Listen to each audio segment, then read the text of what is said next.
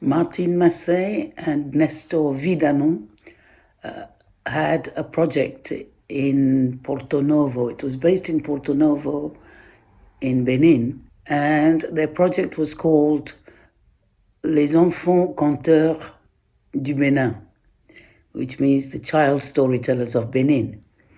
And their idea was, by getting groups of children, not only in Porto Novo, but in Ouida and other places, to learn how to tell stories, to research traditional stories of their region, that this would not only get them in touch with their own traditions, but also help them in their work at school, because it's in French and that's part of the curriculum, and also to express themselves, to learn to express themselves, to learn to talk, to speak, to communicate clearly.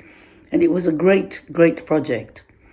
Anyway, I knew Martine for many years, and she asked me if I would like to go over there to Benin and work with the children, as I'm a storyteller. And so I agreed. And then my friend Cadu Cinelli from Brazil, Rio de Janeiro, I told him about it, and he said he would be happy to come along too.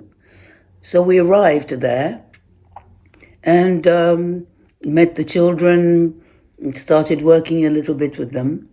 And then Martine said that they had an idea to take the children to Ouida, which used to be the capital of Dahomey at one point, to walk the route of the slaves, because Ouida was one of the ports from which slavers took captured people to Europe and North and South America and the Caribbean islands and all over.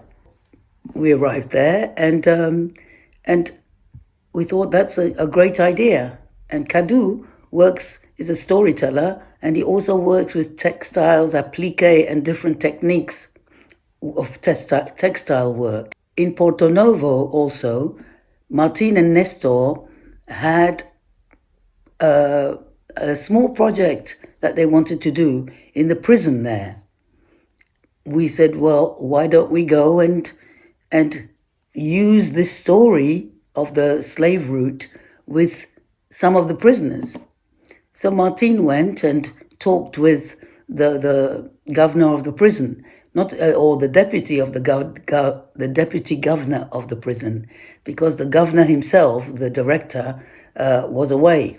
And the deputy director said yes. He agreed that we could come and that we could do this storytelling textile project with a group of about 30 or 40 young men and boys, and so we began. We went and prepared the project, how we were going to do it, and we thought maybe a week.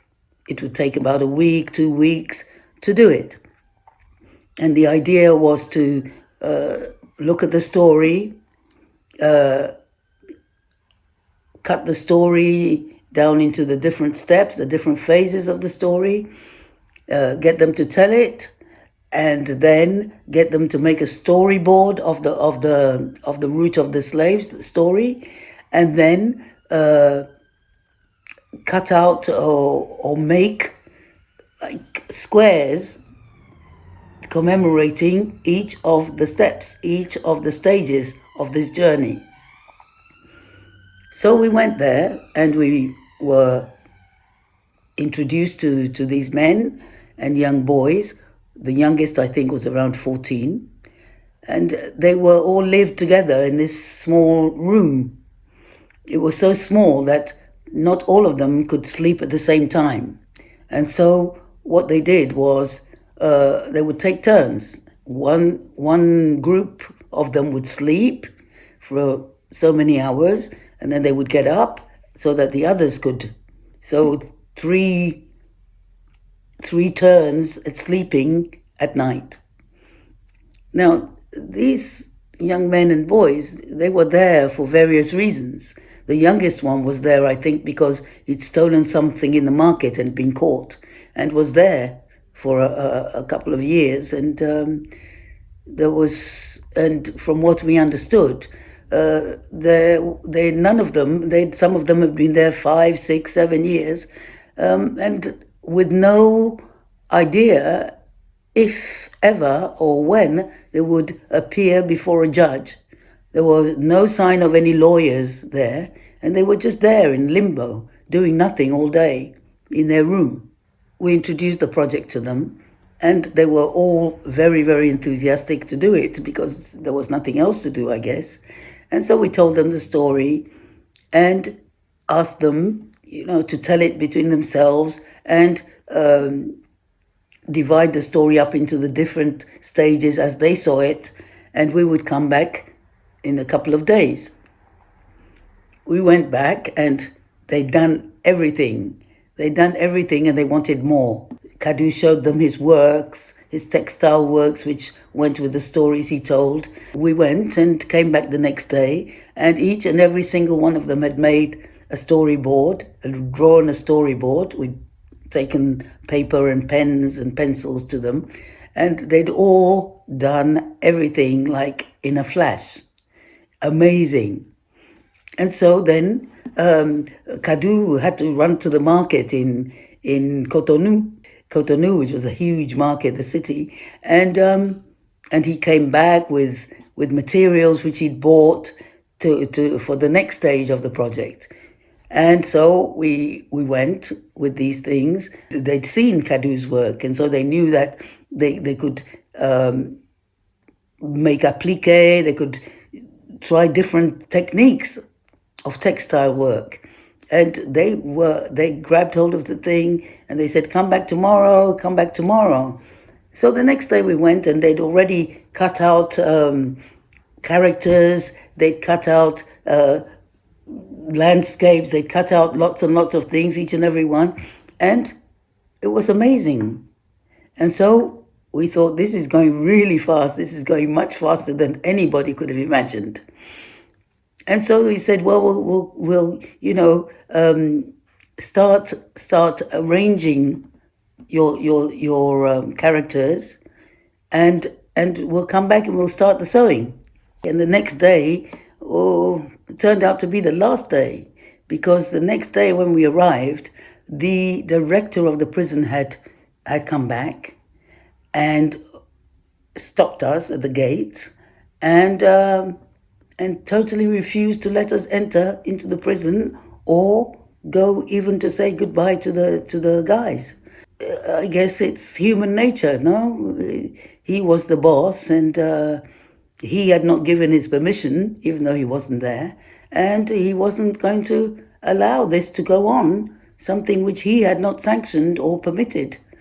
Poor old Cadu had to go back to Cotonou to a friend who happened to be a dress designer and maker, and spent days sewing up all the bits and pieces that the guys had cut out, ready to applique. It's a sad story, really, because they were so happy and so creative and so enthusiastic, talented, really. And you wondered, here they are in this prison for very minor offenses, and they were there, and there was nobody who was going to help them get out and use their talents and use whatever they had outside. I think often of these young men and boys. Some of them are quite old by now. And I always hope that somehow, by some miracle, they manage to get out of there and lead happy or useful lives, or at least free lives.